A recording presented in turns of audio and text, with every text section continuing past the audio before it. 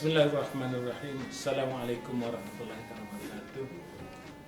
Pada kali ini kita akan bertemu dalam satu pertemuan khas untuk membicarakan pasal bahasa, iaitu bicara bahasa. Saya Abdullah Muhammad Yassin, Munshi Dewan Bahasa dan Pustaka, dan bersama-sama saya Tuan Haji Muhammad Harun, juga Munshi Dewan Bahasa dan Pustaka, akan membincangkan pasal satu topik yang telah kami sama-sama rencanakan untuk kita bicarakan pada kali ini. Jadi kami berdua juga sebagai pengantara dalam rancangan Kayanya Bahasa Kita, iaitu kerjasama dengan Radio Kelantan FM. Dan rancangan kami boleh dikatakan rancangan radio yang paling lama lah di Pantai Timur, yang telah diusahakan bersama oleh Dewan Bahasa dan Pustaka dan juga Radio Kelantan FM. Jadi alhamdulillah dalam rancangan kami didapati sambutannya begitu baik, sehingga kepada kami dan juga Dewan Bahasa dan Pustaka telah dikenali oleh masyarakat bahawa kami adalah orang bahasa. Jadi alhamdulillah lah. Jadi pada kali ini khusus kita akan membicarakan pasal satu topik lah, ya. Satu topik berkaitan dengan dialek Kelantan, iaitu yang telah kami tetapkan, topiknya dialek Kelantan, Jiho orang Kelantan. Jadi topik ini kalau dilihat dari segi perkataannya, perkataan Jiho itu agak asing, tetapi Jiho itu adalah perkataan Kelantan asli, dan kupasan yang nanti saya nak persilakan Tuan Haji Muhammad lah untuk memberi apakah yang dikatakan Jiho, supaya para pendengar, orang yang akan melihat rakaman kami dapat mengetahui secara jelas maksud perkataan Jiho itu. Jadi saya persilakan Tuan Haji Mak. Baik, terima kasih kepada sahabat saya Abdullah Muhammad Yassin. Kami bukan saja bersahabat di sini, tetapi bersahabat juga di radio di luar dan sebagainya. Alhamdulillah. Jadi Cikgu Abdullah telah menerangkan kepada kita tadi tentang tajuk kita ataupun tema kita, dialek Kelantan, Jiho orang Kelantan. Kami memilih tajuk ini kerana perkataan Jiho itu jarang didengari oleh masyarakat pengguna bahasa. Walaupun orang Kelantan sendiri mereka tidak mengetahui maksud perkataan Jiho tersebut. Mengikut Kamus Dewan, kalau kita lihat Kamus Dewan ada maksud perkataan Jiho itu bermaksud image. Maksudnya kalau dialek Kelantan, Jiho orang Kelantan, maksudnya dialek Kelantan, image masyarakat Kelantan. Jadi masyarakat Kelantan dikenali oleh umum di mana-mana sahaja. Ada tiga perkara yang utama yang mereka apabila mengenali masyarakat Kelantan, mereka akan mengatakan tiga perkara, iaitu yang pertamanya orang Kelantan ni dia terkenal dengan dialek dia ataupun logat dia, bahasa. Itu yang pertama. Maksudnya bila dipertuturkan, mereka tahu bahawa ini orang Kelantan. Okey, itu yang pertama. Yang kedua, masyarakat Kelantan juga dikenali dengan sifat kedaerahannya. Okey, kerana di negeri Kelantan ni kita ada banyak jajahan ataupun daerah. Jadi kalau kita tanya mereka ni dari mana, mereka akan sebut dia dari Bachur.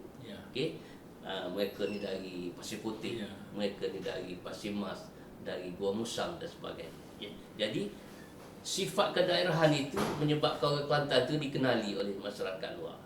Okey, itu yang kedua. Yang ketiga, masyarakat Kelantan juga dikenali kerana mereka ni setia dan patuh kepada kumpulan. Okey, patuh kepada kumpulan tertentu. Sama ada mereka patuh kepada kumpulan politik, mereka patuh kepada kumpulan kawan-kawan, sahabat. Kalau di Kuala Lumpur misalnya, masyarakat Kelantan di Kuala Lumpur mereka patuh pada satu kumpulan mereka. Jadi tiga perkara ini menjadi seolah-olah satu imej masyarakat Kelantan dikenali oleh orang luar lah, orang luar. Jadi disebabkan perkara inilah kami memilih satu aspek, iaitu memilih aspek utama, iaitu logat Kelantan, iaitu dialek Kelantan sebagai satu tema untuk kita perkatakan hari ini, iaitu dialek Kelantan Jiho orang Kelantan. Itulah apakah yang dimaksudkan dengan Jiho itu ialah image sebenarnya. Jadi saya juga ingin menyambunglah sebagaimana Tuan Haji Mat nyatakan tadi, iaitu aspek yang pertama, kepelikan ataupun keluar biasaan orang Kelantan, iaitu pasal dialek dia. Bukan saja dialek ni dikenali sesama Kelantan, tetapi bahasa yang digunakan juga boleh menyebabkan orang Kelantan akan dapat melabel ataupun dapat memberi gambaran, dengan kata lain dapat mengklasifikasikan penuturnya. Sama ada penutur itu penutur Kelantan Jati ataupun penutur Kelantan tiruan. Jadi macam mana sekalipun berdasarkan kepada percakapan itu, maka jelas imej Kelantan akan keluar ataupun imej tiruan Kelantan akan keluar.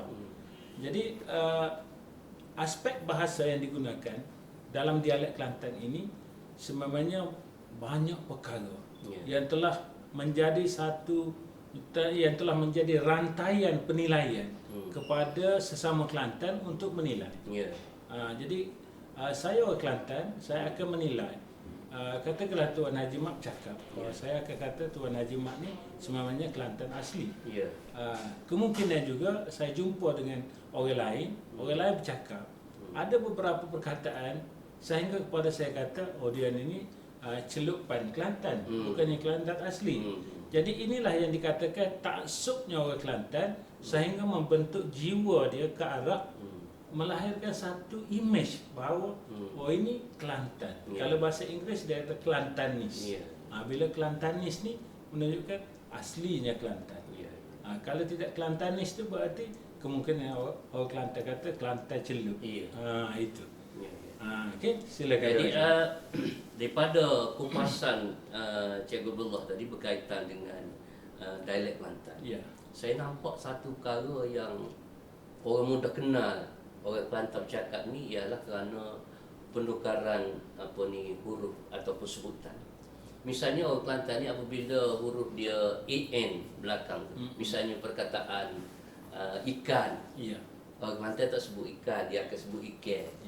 Jadi pertama pertukaran dia. Kalau huruf AM belakang, betul? Okey, orang Kelantan dia misalnya perkataan ayam. Jadi dengan sendirinya orang Kelantan dia dah tukar sebutan menjadi ayam.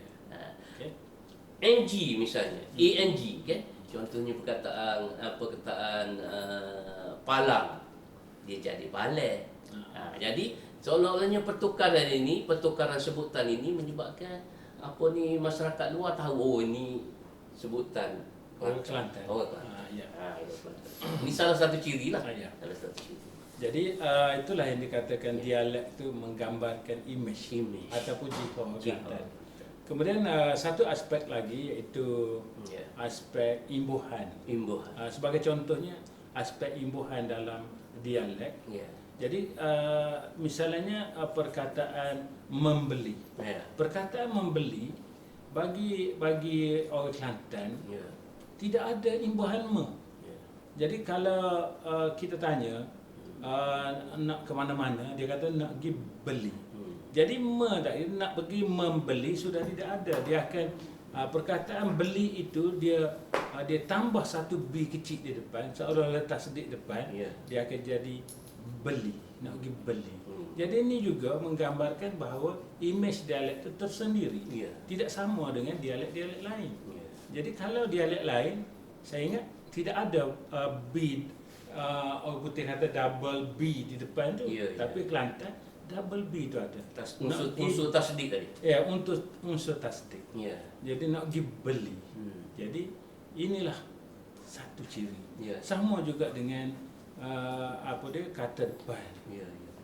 Nak pergi ke kedai misalnya, nak pergi beli kedai. Jadi ke itu sudah tidak ada dalam dialek Kelantan, dia ganti dengan tasdik konsonan hadapan. Ya. Jadi K tadi ke kedai, jadi nak pergi beli kedai. Ya. Jadi sememangnya kalau Kelantan celupan, Ya. saya rasa memang tak keluar lah. Ya. Sebagaimana sebutan nak pergi beli kedai. Ya. Jadi orang kata, kemungkinan orang kata telo.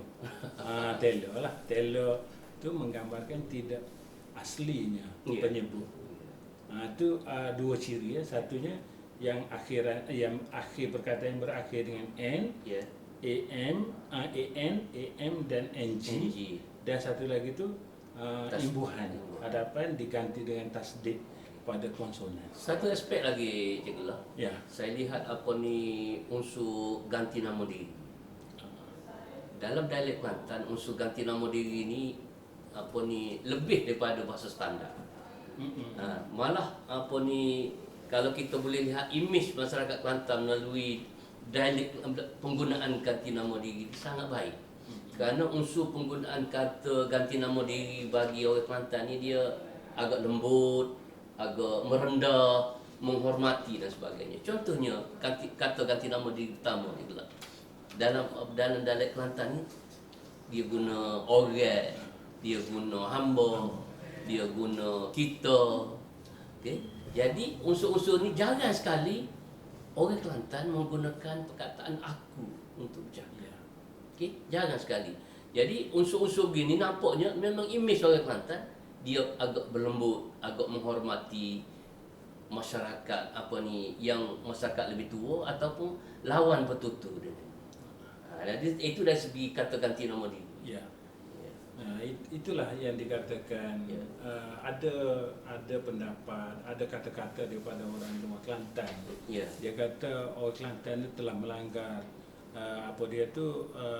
aspek penggunaan bahasa standard. Ya. Sebab apa dia kata? Biasanya kita guna kita untuk kata ganti nama diri pertama ramai. Tetapi orang Kelantan dia guna kita untuk diri dia seorang je. Untuk diri dia seorang. Dia bercakap dengan mak dia guna kita. Mak, kita nak pergi sekolah. Ataupun mak orang nak pergi sekolah. Mak orang nak pergi sekolah. Jadi saya sememangnya dalam dialek Kelantan tidak wujud saya. Dia lebih kepada keakuan tu, lebih kepada merendah diri. Sebab itulah timbulnya Amba tu seolah-olah macam hamba. Tetapi sebenarnya bukan bermaksud hamba, tetapi Amba ni unsur betapa rendah diri yang perkataan tu apabila bertemu dengan orang yang lebih dihormati biasanya hamba. Kawan yang dihormati pun kita bercakap hamba. Kemudian orang tua apatah lagi hamba. Kemudian kita kata lama kita tak jumpa dengan kawan, tiba-tiba masa ni kita jumpa, dia dah tua dah. Kalau dulu kita guna saya, tapi sekarang ni kita guna ambo. Jadi inilah yang dikatakan image dalam penggunaan dialek Kelantan sehingga kepada membentuk satu jati diri orang Kelantan ni yang sukar untuk kita bahaskan. Sesama kita boleh bahas. Tetapi kalaulah kita nak bahas dengan orang di luar pada Kelantan, saya rasa memang unsur tarikan tu lebih sebab kelainan isi yang kita bincang tu kalau difahamkan dengan bahasa standar. Ada satu aspek lagi berkaitan sistem panggilan. Sistem panggilan juga merupakan satu imej masyarakat Kelantan. Kita terlalu banyak sistem panggilan. Kalau masyarakat kita orang Kelantan ni dia suka mak yo, mak te, dia banyak guna mak. Begitulah dia dengan pak. Banyak sangat pak. Dan satu kali lagi kalau kita lihat tuk, penggunaan tuk. Sehingga semua pekerjaan digunakan tuk. Tuk bomo. Betul. Tuk Iman. Tuk Bila. Jadi banyak penggunaan sistem panggilan yang diketengahkan dalam dialek Kelantan. Jadi maksudnya sistem panggilan ini digunakan terlalu banyak untuk menghormati pada orang tertentu. Jadi inilah antara unsur kesantunan. Unsur kesantunan dalam dialek Kelantan sehingga orang yang dihormati tadi telah dipanggil dengan satu satu title ataupun satu panggilan yang khusus. Misalnya di kampung orang yang lebih dalam bidang agama imam lah. Tok imam. Tapi dia letakkan tok. Sebab apa tok tu berarti kita letak taraf dia tu tinggi, lebih tinggi. Hatta polis sekalipun, kerana polis ni anggota polis dihormati, maka apabila masuk kampung di Kelantan, ramai orang memanggil polis tu dengan datuk. Walaupun polis itu tidak pernah menerima sebarang pingat daripada sultan sehingga mendapat gelaran datuk, tidak ada. Tetapi cara orang Kelantan hormat, bercakap dengan polis tok. Cakap dengan Bilal tok Bilal. Bercakap dengan ketua kampung tok Ngulu. Jadi ini adalah satu daripada penghormatan ataupun kesantunan dalam berbicara menggunakan dialek Kelantan dan memberi satu kesimpulan bahawa Kelantan ni dia suka menghormati orang yang dihormati. Jadi selain perkara itu, dalam dialek Kelantan juga Cik Abdullah, dia banyak bunga-bunga bahasa. Bunga-bunga bahasa dalam dialek Kelantan. Misalnya perkataan ya, perkataan di. Misalnya ya, bapa memari ini. Jadi seolah-olah bunga-bunga bahasa ni, kalau kita lihat dari segi maksud memang tidak ada maksud. Dari segi maksud memang tidak ada. Cuma dalam pertuturan secara lisan, dia akan guna kata-kata ni, ya kelibotan. Itu identiti orang Kelantan lah, image orang Kelantan. Bisa di, perkataan di, perkataan uan, bukan merujuk kepada nama Tuhan, tetapi bunga-bunga bahasa menyebut inilah image kita. Image yang menggambarkan penuturnya adalah darah Kelantan, berjiwa Kelantan, berbahasa Kelantan. Jadi apabila kita jumpa dengan perkataan bunga-bunga bahasa tadi, jelas orang Kelantan. Orang Kelantan. Saya yakinlah kalau orang di luar pada Kelantan, sememangnya dia tidak mampu untuk menggunakan perkataan tadi. Deh misalnya kan, cikgu ambo pergi dulu deh. Tidak ada kalau orang luar. Tapi kalau orang Kelantan, cikgu ambo pergi dulu deh, sememangnya dia selamba je keluar. Spontan. Jadi